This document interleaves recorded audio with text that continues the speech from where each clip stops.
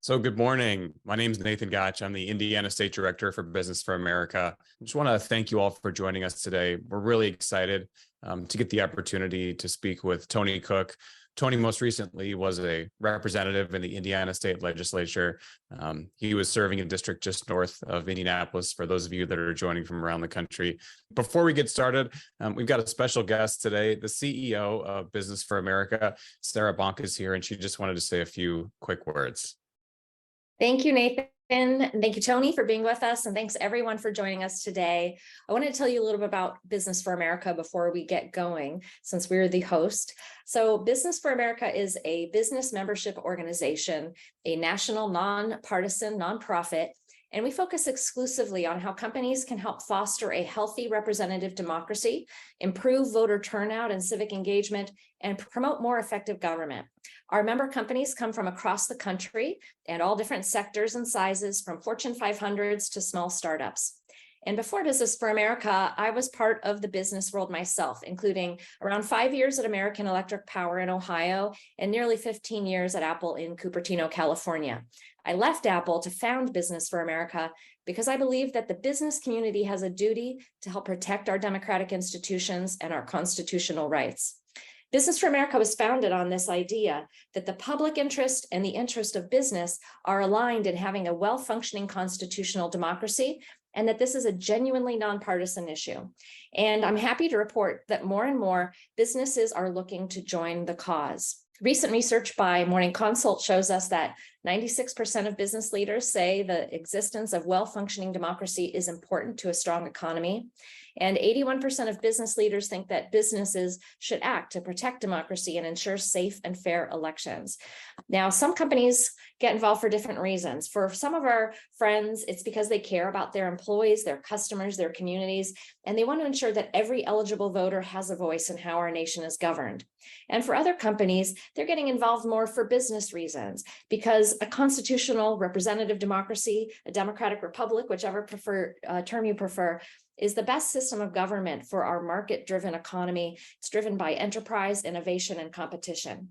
So as a fellow Midwesterner, I'm really excited about our work in Indiana, where we are finding partners across the political spectrum and throughout the state who share our belief in civic knowledge, and that is essential to having both a well-educated electorate and workforce. And that when more Hoosiers are well-informed and engaged voters and citizens, it will be good for our political system and for our economy. So regardless of why you and your business care about voting and civics, Business for America has ways that you can get involved and make a difference. And we're excited to talk about a bunch of them today. And when you're ready to learn more, you can always find us at bsu.us. So thank you again for joining us today. And with that, I'll hand the microphone back to Nathan. All right. Thank you so much. So let's begin the conversation. Tony, you started out as a government teacher and ended up in the Indiana State Legislature. Can you talk about how that happened? Yeah, Nathan, I spent 42 years in public education and 35 years as an administrator, principal through superintendent. And during that time frame, obviously the role that I was playing in administration, you're going out, you're soliciting ideas, you're building issues and policy around those issues and trying to sell that to your community, and also getting that feedback from your community. So it was kind of a natural transition for me. I think it was very valuable for me to having had to do that in the educational realm in 3 different communities. And it was something that I finally decided, as several of the students I had over the years, those first 7 years I was teaching, said, you finally put your money with your mouth, Mr. Cook, and got involved and got out and tried to make a difference.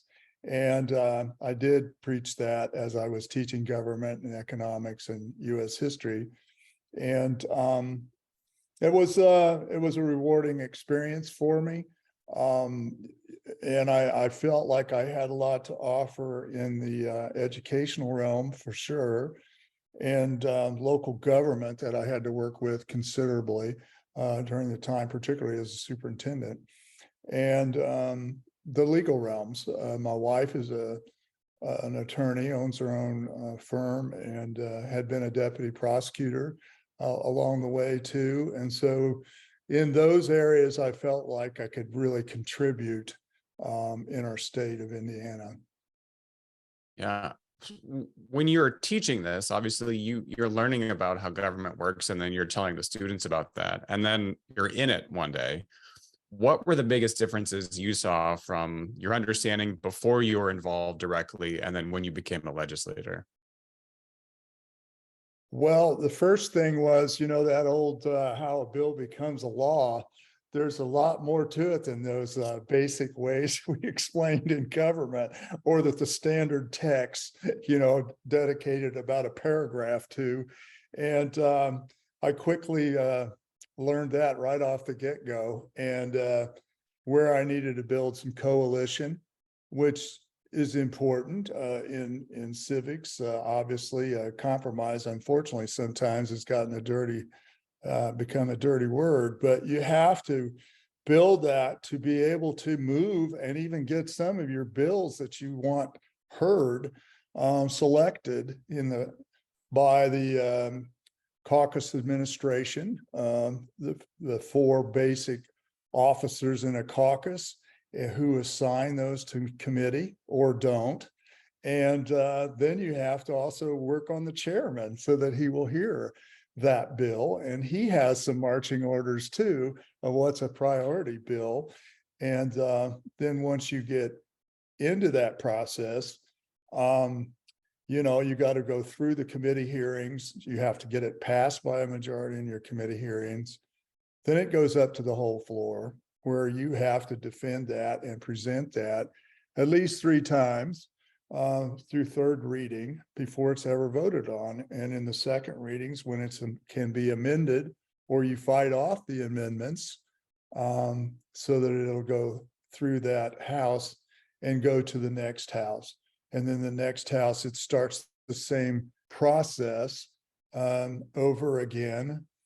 The House of Origin author, or like myself, I would present in the Senate to whichever committee that was assigned, depending on the topic that I had. And I have to get it through again. And then there's a little unique thing that, again, I can remember not doing this very much and teaching about it, that I cannot then go in front of the full Senate and take it through those 3 reads. I have to have a sponsor in the Senate as a member of the House. And he has to agree to do it and meet with me and talk about the principles we're really pushing and don't want to see amended. And then take that to the Senate and go through the same process that I've gone through the House. Then if it's sent back to me with a lot of changes, then I have to either agree or dissent and send it back. If I agree, I have to argue to my own people that it's acceptable, and I jeopardize maybe getting it passed. If I dissent, it goes back over, they appoint representatives from both houses to come in on a conference committee.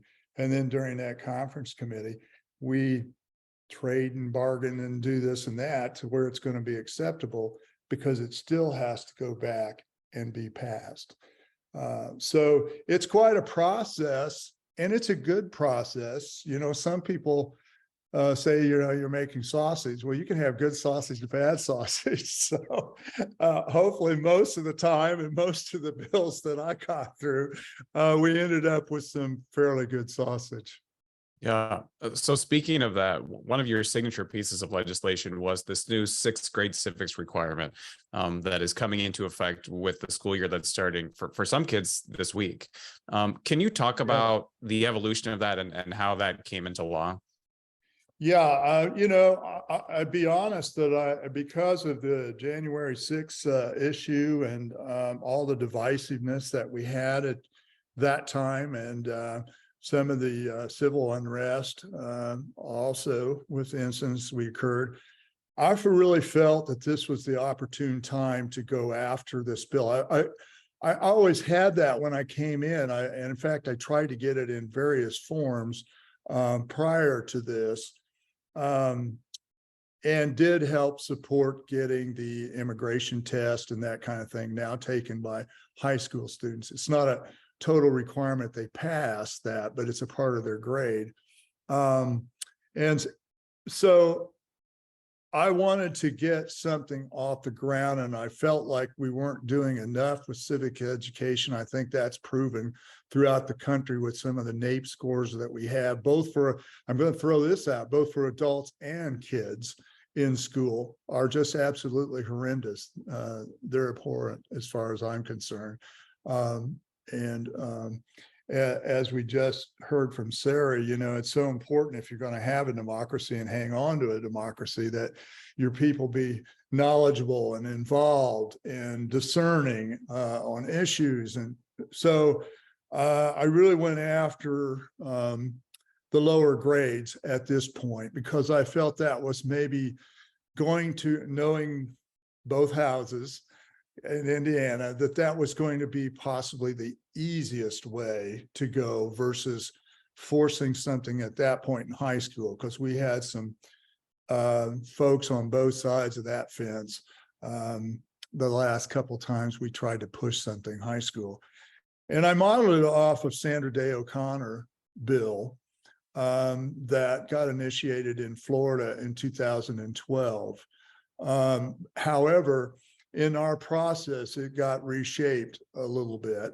One, it didn't get required as having to pass to move forward in your next grade in 6, 7, and 8. And it also, I had kind of started it that it could be within any one of those grade levels, 6, 7, and 8. It came out of with DOE implementing the objectives and rewriting curriculum, which they had in this time period they were required to do that. It matched up best with 6th grade because that's when they're getting into more of their US history. They're getting a few of the issues. They're getting a little bit of the Constitution. So that's where it got placed. And I feel pretty good about it. It was then part of also, I should back up a little bit, that we had a commission formed through this bill. And that committee has 15 people, which I was a part of as the House representative at that time. We made recommendations, and we made recommendations. The Lieutenant Governor chaired that committee. Then it went to DOE to flesh out the objectives, and that the committee is ongoing. So that committee will review and revise and decide whether other things need to be added.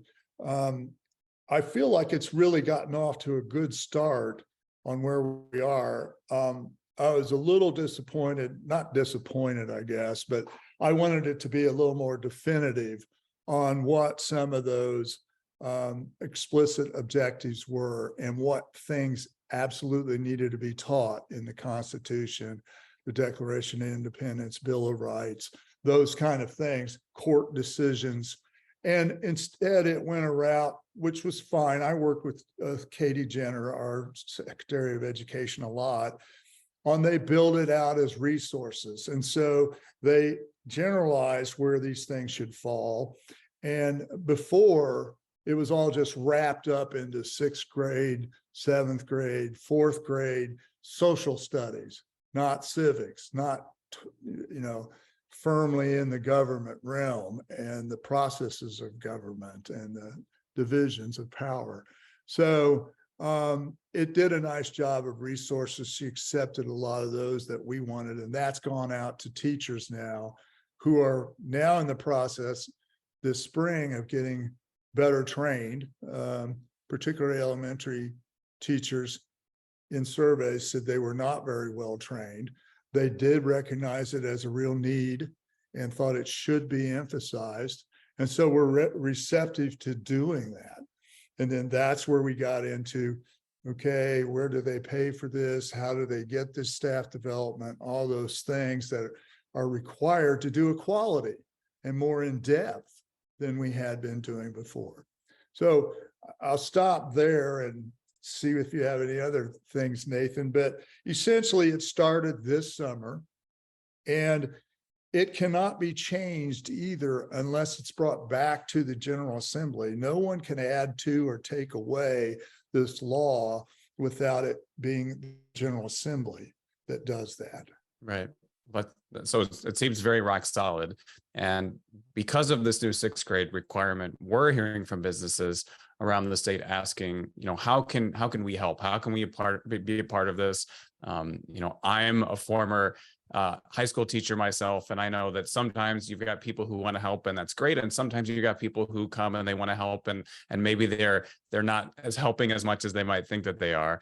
And so the reason we're here is for you to give us some ideas and some suggestions of how businesses can engage and be helpful. You just recently mentioned the teacher training aspect of it, and I wonder if maybe we could start there. What can businesses do to help the teachers in their local schools and school districts get the training that they need? Well, and that's obviously, and I know in my own communities here in Hamilton County, we get to the point where we hit up all those businesses a lot, but they many times have more resources or opportunities for resources, and they want involvement in the community. And so I think there are things that they could do with, one, obviously financial aspects of staff development, teacher resources and materials, because they're trying to build up a bank of those materials right now. And a lot of times, particularly elementary teachers, we're spending upwards to $1,000 just on materials themselves, even when in schools where they had an allotment for instructional supplies. So that's always been an area of need and assistance. And many businesses have been doing some of that out in at least the communities I've been involved with. And even physical facilities. At times, I think you and I talked, Nathan, that it's better to do an in-service or staff development program somewhere else off the site. The site might have less interruptions. It might have more equipment available that teachers can be trained with and on. And so I think that would be a big opportunity. Sarah, when she was talking earlier, I didn't know her background, but I jotted down before we started that you might have people within your business who have a background in government relations, for instance, political science backgrounds. All of our legislative assistants on the whole, or public policy people who were college students, a lot of them even I had 3 that were going to law school. And so they work for us during the session. Well, those are going out into business areas too, and they're working as lobbyists for big law firms, the large corporations and like Eli Lilly, Salesforce, people like that I worked with on some things. They have people like that who may be even ones that can help in a staff development, or offer their services out to a classroom teacher to come in and discuss roles like that within government and government itself, because they're very knowledgeable in those areas. Voting, I think, is something that businesses can really emphasize the importance in a democracy of voting, and they can assist in voter registration. When I was a high school government teacher back in the 70s, we were bringing, yeah, I'm showing my age now for sure. We sat up out in the hallway and we'd register every senior. Well, a lot of times that's going on in most high schools. At least I know all the high schools here in Hamilton County do that. And they bring people in from community efforts through our election office that come in and they help register. They could do educational programs for those, particularly the immigrants who are going on to try to get their citizenship. Maybe that's something they do at their own site, with business aspects. release days for voting or job sharing, covering over each other I did that with teachers. I'd have teachers, they have a 1 hour prep period on the whole in high school. And, if they had a backup plan, if a person could cover them an extra half hour while they went and stood in the line to vote, we did that. And I think that could be an important thing that they could do. I think you could also offer classes at night in businesses for those people who are on the pathway to citizenship. And I know we have lots of those folks being employed in our businesses.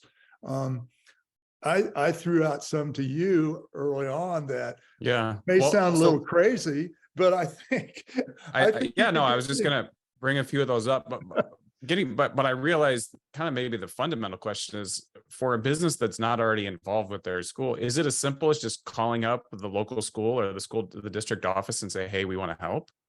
I think it is. I think you could call that definitely the superintendent's office. And normally 99% of the time, they're going to get back to you for sure. And or if you have a relationship with principals within a building, many of our principals, they belong to chambers of commerce and go out to those meetings. And I know, again, many of them that do it in my area, that because, again, they want that connection too. They want that assistance potentiality. So I think that would definitely be something that would be important. But I think they're always looking for resources. I'd be very surprised if they didn't return that call that you wanted to. And I know those elementary folks in 6th grade and those 6th grade principals, they've been training and working all summer. And so they're really looking for those type of resources. Yeah, I think that's great. So a couple other things. Well, first of all, the one that I really wanted to flag that you mentioned earlier is offering your facilities as a business for offsite teacher training. You talked about maybe your business has audiovisual equipment, for example, that the school doesn't have. And to be able to do that, I think is something that seems small, but actually can make a big difference. We also are proud to be a partner with the Indiana Bar Foundation. They have a We the People program. They also do moot court. We've got kids from around the state that are traveling to those competitions. Something as simple as offering to sponsor lunch for those kids so they don't have to pack a lunch, or help pay for transportation, volunteering as a judge, that you and I had earlier talked about how that's an easy way for a business owner or for people in business to volunteer. And it's a huge, huge need. You can reach out to the Indiana Bar Foundation or reach out to us and we'll connect you with them if you're interested in that. You also talked about offering to be a guest speaker to go in and talk to the students. Again, is that just something as simple as calling up the school and say, hey, I have some expertise in this area, or we have a government affairs person, are you interested in having them come talk? Yes. I know, having done that myself, I was always looking for, outside sources to come in for classes that I had. And, it was sometimes very limited back at that time period, but there were always some folks that had a passion about some of these things and very knowledgeable in various incidents. And I would particularly bring in some government people that were involved in local government at the time. So you might have a town board president come in or town council, and him sharing what the local government does and how it affects you sometimes the most, in where you live. And I think that's where they could really be of assistance. I did mention one. I do want to mention one that I shared to you. It's kind of off the wall maybe, but I used to do some of this myself, was placing in paychecks going out. Maybe it's a historical fact. Maybe it's a little quote from Thomas Jefferson, Abraham Lincoln, that makes you think about something an employer could do in their own workplace. You could do that on your own, or even in a newsletter, talking about some of the issues of the day. Now, this gets a little touchy, but there are issues that businesses are really involved with. Okay, well, explain why to your own employees. I had to explain why we were going to have a drug program to my staff first, so that they'd understand and make suggestions and ideas. And I think a business could do that subtly and not try to be biased one way or another, but what their position is and why they have that position, or placing a paper at times, or a seminar, or bring in speakers, particularly on the economy. Economics is where I was really, when I was teaching that, I was kind of struggling. Who do I ever get in to talk about capitalism, why it's a good thing, why it is a part of democratic ideas, kind of thing. So I think you could do that even with your employees. Yeah.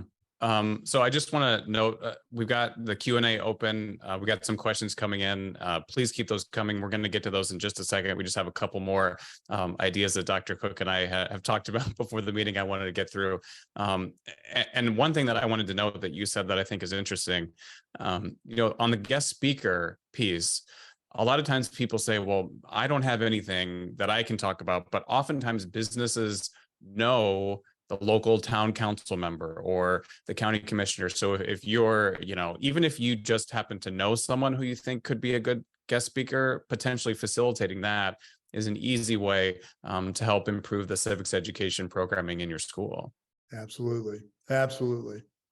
The other thing that we had talked about is paying local teachers to come and do on-site education for civics for your own employees. So talk a little bit about what that might look like. Yeah, I'm glad you brought that one up. I had it on a list here, but I'd forgotten to bring that up. I think that would be welcomed. I think teachers are always looking for that opportunity to share their expertise in those particular areas. And obviously, we've been struggling to get teachers at times, and that would help in a supplemental manner with paying them to come in and run a civic seminar, or a basic explanation of how government works at all levels and why it's important to that knowledge base that I mentioned in the very, very beginning, as a responsibility of citizenship. You and I attended a thing that Richard Haas had not too long ago, and I think his book is really right on the Bill of Obligations, he calls it, things we should be doing as a responsible citizenry outside of the Bill of Rights. Yeah, we all got those rights that we want to hold on, but we have responsibilities that come with those rights. Yeah. Okay. So a couple of questions here from the attendees.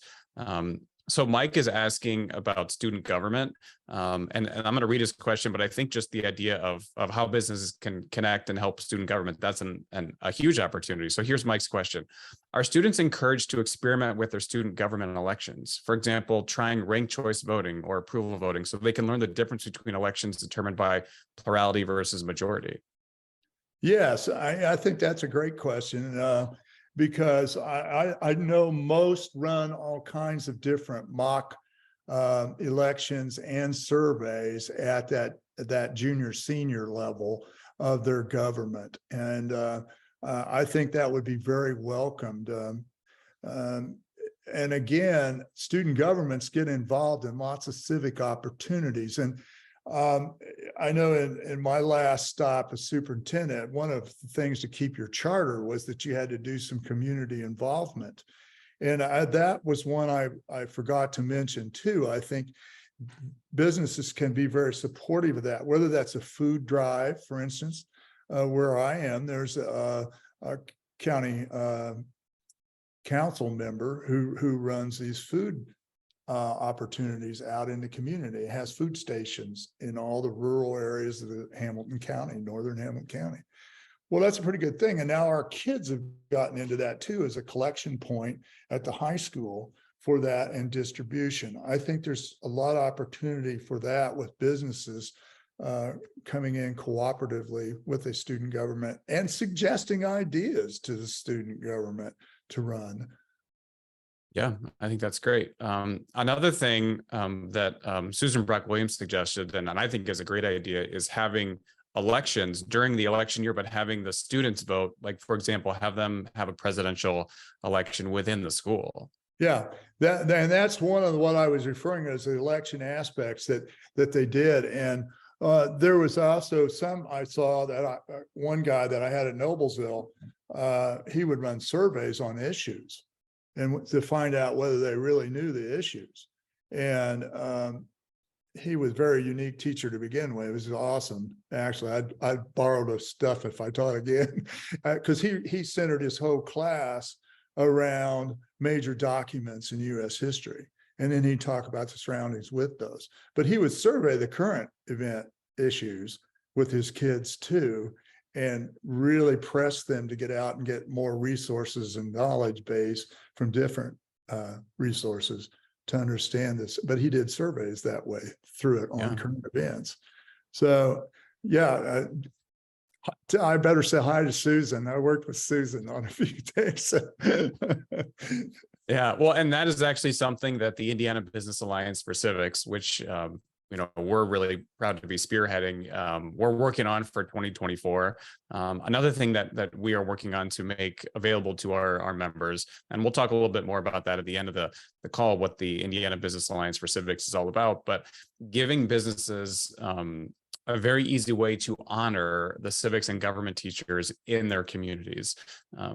Tony, can you talk about that and what that would mean, that recognition for a teacher that's been dedicating their lives to this? Yeah, and that's a good lead into the Bar Foundation too, and to that what we've been looking at as far as moving down the road, what kind of things might be there are democracy schools, for instance, an awards program.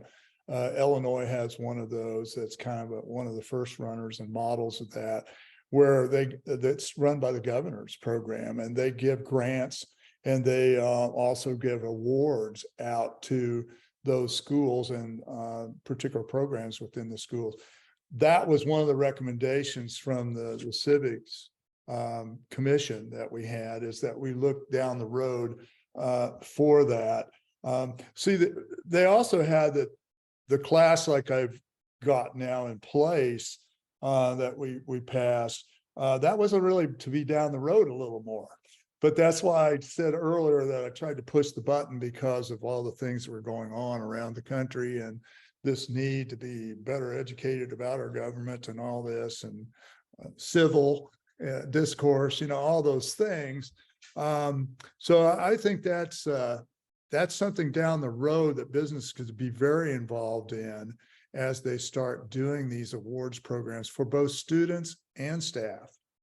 Yeah, and I just want to flag Chuck Dunlap, one of our friends from the Indiana Bar Foundation, knows that they actually have an Indiana Kids election program where they do mock elections around the schools, and they already have lesson plans and resources around that. So we're going to be excited to help them with that effort. We don't want to duplicate what's already there, and that's actually one of the reasons why we wanted to have this call, because there are so many great groups across the state that are already doing things like this. Oftentimes just we're not aware of them. And so part of what we want to do with the Indiana Business Alliance for Civics is put all those in one place so businesses can really easily access them. Obviously, all the suggestions that we're talking about today, those are things that are going to go out to our members. There's another question that I wanted to bring here, and it's going back to the civics program and the civics requirement. So William asked, why not a pre-K all the way through 12 civics program? Maybe you could talk about that. I'm sure in a perfect world, you'd love to have something like that. Oh, I would, and I would definitely like to have it required in high school, that they have, a full year of civics education, because we try to cram everything into one semester in high school. And, it's pretty sad that, only 8 states and the District of Columbia require a full year in high school. I jotted this down before. One state, Hawaii, requires a year and a half. 10 states have little or none. 31 states have 1/2 year, and breadth of depth is a very uneven concern. Less than 1/5 of more than 1,000 colleges have it as a condition for graduation. And so the need is obviously there. And again, people don't disagree that it's one of the more important things we ought to teach. but then galvanizing people around to do it and continuously do it at whatever grade levels you encompass has been the issue. And thank goodness, like Civics Now and people like Chuck and the foundation here in Indiana, they're really trying to push these buttons with people about the importance that, we have this democracy, but we can lose it as easy as we've got it. And, that's the old Ben Franklin quote. And he's right, and you get into, talking about it not passed through the gene pool with Sandra Day O'Connor. Mm-hmm. It's true. We've got to do a better job of teaching this. And I would love to see it. It was just that we had to start somewhere, and it's hard enough to get all across the state, and you get those legislators and you have all that opinion too that's different, or they get leaned on by the people that think, no, you can't require this because we got to have all the math and science and we've got to have all the language arts. And quite honestly, on the testing end, that's what's taken precedent. So what gets shoved aside? Some of the other things get shoved aside, and the art and the musics and those things. And I've always really been upset about that, to be honest with you. And yet I believe in testing. How else do you know what they know?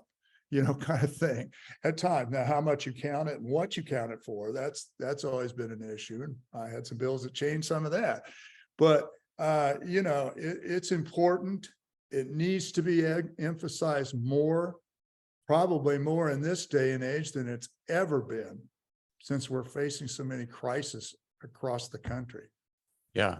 Nikki has a question here. Are businesses encouraged to offer internship opportunities for students as relating to lobbying or community involvement, especially considering the push for work-based learning and giving them these, skills as they enter the workforce? Yeah, I think, and there's a whole workforce-based curriculum too, that's now skills, the soft skills that you maybe need for business, the attendance and those kind of things. And thank goodness, the pathways that were established, which I was a co-author with Bob Baining on the pathways to graduation. Those have really stepped in and given the opportunity for kids to go over into those cooperative ventures in their sophomore, junior years and start experiencing those various things. So you're going to have a number of our students out there. And so that's a good thing. And yeah, again, democracy needs, you got to work with colleagues on the job. You got to compromise in meetings. You got to do all those things. You present ideas. So I think they've got a good opportunity to really emphasize some of that. And again, why it's important to have a good civics program in place. Like I said, I think we need to do a lot more with high school, for instance. Yeah. I think it really needs to be strengthened in high school. And it's really where I wanted to start. But I could see that from the failures that had happened before, that was not going to happen at that point in our legislature. Now it may, I think they can add to and keep going. Yeah. And speaking of internships, another opportunity for businesses to connect with their local schools or school districts, say, hey, we're happy to have high schoolers come and be interns for us. That helps build that relationship with the school or the school district. And then it gives you more of an opportunity to get involved with the civics programming as well, I would think. Absolutely.